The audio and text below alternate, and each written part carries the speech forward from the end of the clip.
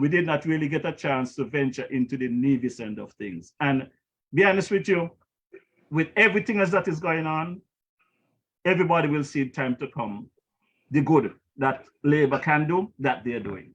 But I am more concerned about the relationship with the citizens of St. Kitts and Nevis. And you as a Prime Minister, I know you have explained certain things to me that you're in the process of doing, and you want to make a big presentation and whatever. So I am not at liberty to say to the people what you spoke to me about. But what I would like you to do is to at least satisfy the online viewerships or the people out there that are saying that they don't have a problem with you going in the diaspora or wherever you travel to meet with nationals at a town hall meeting. But Nevis is 2 miles across the waters, and you have not been there, it's 9 months. So as you said, you had to stop the bleed before you can implement certain things in your work that you had scheduled. What you have to say to the people of Nevis. And there's another thing, and there's a second part to that. There are some saying on the streets about a lot of things with the NRP and the Labour and Dr. Jew. Dr. Jew, this is my way of dealing with things. You're a doctor. I believe in the way my grandmother used to do it. When we get cut, she take us down to the beach in Little Pan. She walk with an orange. She rub it until it bleed. She take us back home. She put the, what do you call it, iodine at the time on it. It burned, but it healed very well without any kind of infection. So we need to deal with this Nevis matter head on, because the people of Nevis themselves, the people them love the Prime Minister, they love what you're doing. All they're saying is that they want to see the Prime Minister in Nevis. So feel free to present your position. Right, good. So I agree. I've been to Nevis on multiple occasions. I actually went for the opening of the Nevis Island administration when the Parliament opened or the House opened. And so I have been there. The capacity as an official visit, I think they might be asking maybe interact on a different level. I am coming to Nevis and I'm planning a visit to Nevis that is actually on the plan right now. I hear the voices, and that had always been the intention to do so.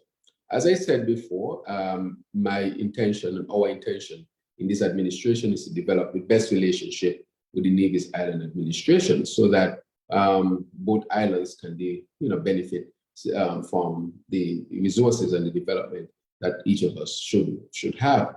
For example, the geothermal, we are dealing with that as a federal resource that would benefit both islands. And we are looking at opportunities where both islands can benefit. For example, when we do healthcare, for example, when we do dialysis and so forth, when we do eye surgery, the people of Nevis can benefit significantly. And if people of Nevis have resources that we can benefit from, that is good. For example, we had an issue where the anesthetist had an injury and we needed somebody to fill in, and the anesthetist from Nevis came over to fill in to make sure that things continue. And this is how we are supposed to work, and I intend to continue to work that way. The person in Gingerland should have as much opportunities as the person in Keon, in St. Peter, St. Kitts. There should not be any disparity with respect to that, and that is my intention, to work so that the Federation can move forward and both islands can benefit equally.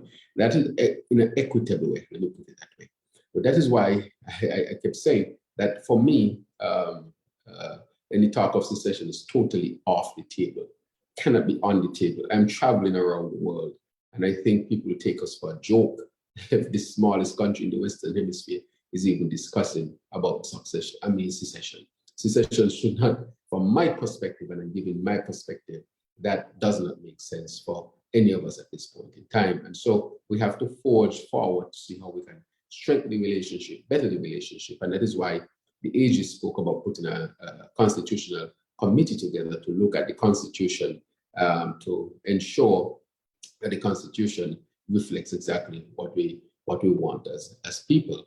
The other thing is, just to piggyback on that, with the Constitution, we just went to the House recently where, we passed into law where Nevis Island administration can be sued, and be sued.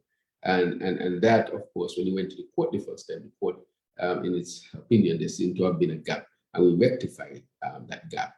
And so that was a major piece of legislation. It had nothing to do with constitution reform or touching the constitution, just making it clear that that could happen as there was a gap with the original writing. So I just want to say basically that that is our intention to work. I heard people talking about relationship with NRP and so forth, but I think the leader for NRP in the last election, she made it clear. She said clearly that she was not going to work directly with any political party, and whichever party won, she would definitely work with. And I have to respect any political leader who makes that decision for their political party. I have that type of respect. And if anybody were to reach out to me, I would always carry the wishes of their leader, because that was said publicly. And we understood that very clearly. And we said if that is the position that they would have taken, then our position would be, Labour has to ask for a clear mandate. And we went and asked the people for a clear mandate so that we can be given the opportunity to implement the policies that we know will benefit the people. And so as far as I'm concerned, I don't fully subscribe that there's some sort of rift between us and anybody. I think the leader of the NRP made it very clear. And I think if you go back to some tapes, you'll hear it. And not only that, keeping with our principle that we will work well with the Nevis Island administration so that there can be equity across both islands. And we have been moving along with that principle and respecting the position of the political parties that are on Nevis. And that has been our thrust thus far. So just to summarize, DJ, another official visit is being planned, interaction and having that good conversation with the people of Nevis, of course, is important as well. And to lay bare that we respect the position of any political party. We don't, and we are a respectful organization. We're the oldest political party in the Caribbean, in the English-speaking Caribbean, and our political party has that level of maturity and understanding. We understand the politics, and therefore we will respect any other political party what their decision would be. The only thing that we ask is that all of us abide by the principles of good governance and the principles of democracy. And that is where we stand, really, DJ. I appreciate your straightforward response, Mr. Prime Minister, because basically during the campaign of the federal government, federal elections, I myself spoke with the leader of the NRP, and she gave me the same statement you just made, that NRP will not get involved in campaigning with any particular party, but they will support whoever the government or the majority seats is in St. Kitts, because St. Kitts is the only island that is in a position to form a government on their own. Anyone in Nevis will have to be a coalition.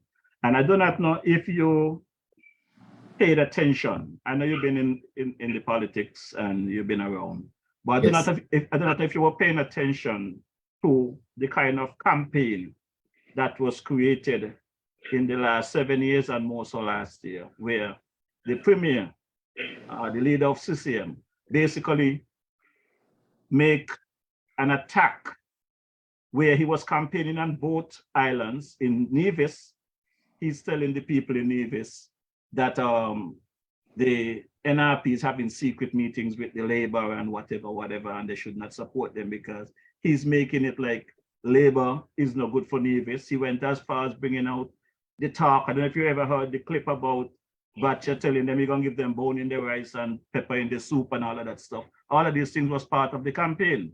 So the situation that the NRP took is not like it's a situation that they wanted to take, but they knew that they basically, if they openly support the Labour Party, they might as well don't campaign because they're not going to get the seat. That is the kind of campaign that Mark.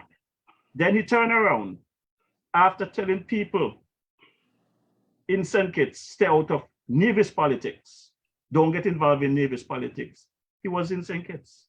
Nomination day after he left St. Peter's by your nomination from your headquarters, I went over to Verchilds and the lawn, where Mark was there giving his speech, supporting the launch of the, what you call that stuff that you all did there with your pillars? Manifesto. Your manifesto. He was there supporting.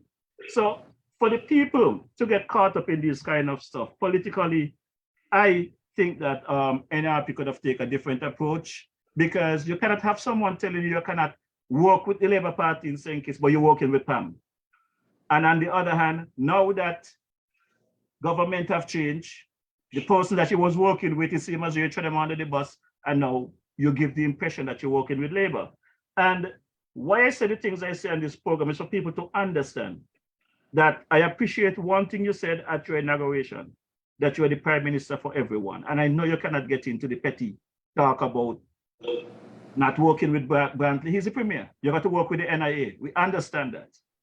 The part that the people are speaking about, and I have to support them with it, and I want the people to be clear on that they're saying that you come to New York, you go to Washington, you have a town hall meeting. Why not one in Nevis? And I said to them, it's going to happen. The Prime Minister heard you. The Prime Minister understands, but things have to be done a certain way. I know you're working on the opening of the federal office in Nevis. How is that coming? Right. So as I said before, there have been good communication between us and the NIA, which I had said even before the election. So that is a principle on which we are working. So we are working on a principle with respect to working with the NIA, because when there's antagonism between the federal and the NIA, that relationship does not serve, that bad relationship does not serve St. Kitts and Nevis well. And we believe that the best relationship should be had in order to serve both islands well. So in terms of plans coming along to get things done, we are moving along, we are moving ahead. All of the things that benefits from the federal benefits St. Kitts, I want them to benefit Nevis as well. For example, we are going to do the Charlestown Police Station. That is not a Nevis Island administration project, that is a federal project, but we have responsibility for the police and so forth. And so we take that responsibility very seriously.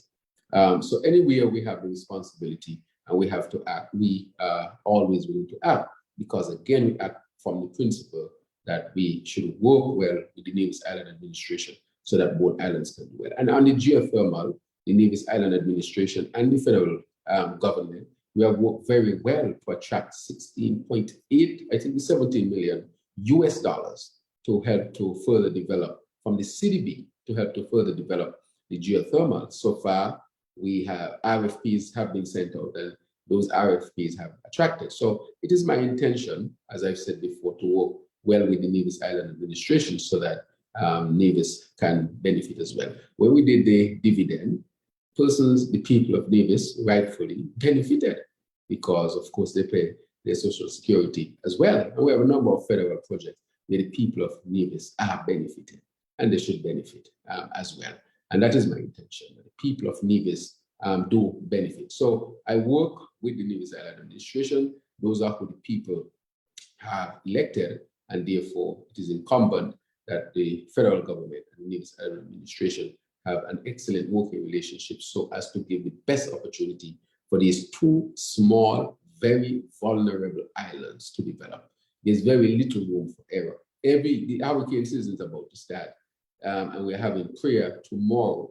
And I can actually say that with each season is an existential threat to us. Got one major hurricane, and that can wipe out most of our wealth. So there's no room really to not have a good relationship. We have to continue to work at it. That is why we want to look at the Constitution and get it right. That is why we have gone to the World Bank and asked the World Bank to set up a framework as to how we would share our revenues. We need to revisit it, because the revenue sharing spoke about taxable revenue, didn't speak about non-taxable revenue, and therefore we have to get that part of it right as well. As again, so that that boy in Gingerland can have the same opportunity as that boy in St. Peter's. We should not have a setup where there is inequity in the system. And so in a great sense, DJ, I think there's great opportunity to continue to work. So that part about interacting with the people of Nevis, I have done so but it needs to be done more, strengthening more, and we are moving to act because it is the right thing to do, and it is always the intention of us to do it. And when the people speak, well, they require that as well. So I respect that, and we are moving on that as well. So that is where we stand. And looking forward, of course, to very positive, continued positive developments in the relationship between states.